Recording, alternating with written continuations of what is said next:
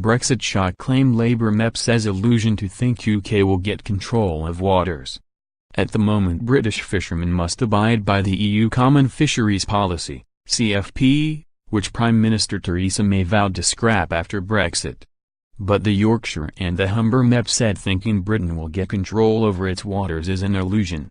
Speaking exclusively to express.co.uk, Mr. Corbett said, "Fishing and fishing rights. We have got to negotiate a solution there because it's an illusion to think that we suddenly take complete control over a portion of the North Sea. The big problem in fishing, as you know, is overfishing and the need to protect the stock. You can't do that unilaterally. Because fish have the unfortunate habit of swimming from one country's waters to another country's waters.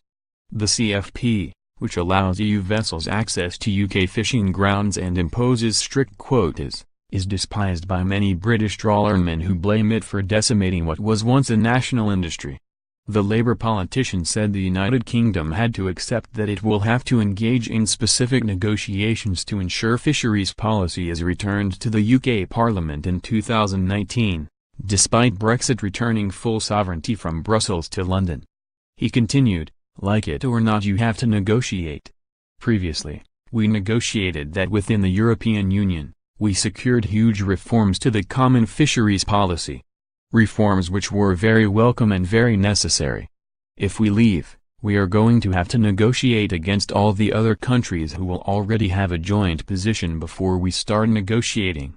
Instead of being around the table with them, we'll be outside and then have to negotiate with them acting as a bloc.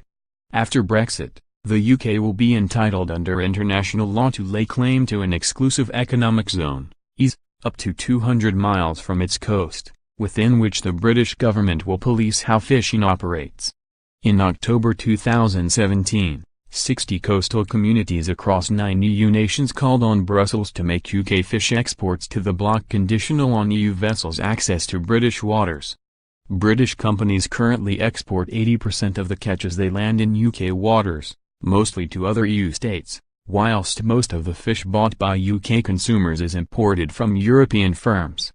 Ministers have flip-flopped on the issue of whether or not foreign vessels will be able to access British waters after Brexit, with the outcome likely to be tied to a future UK-EU trade deal.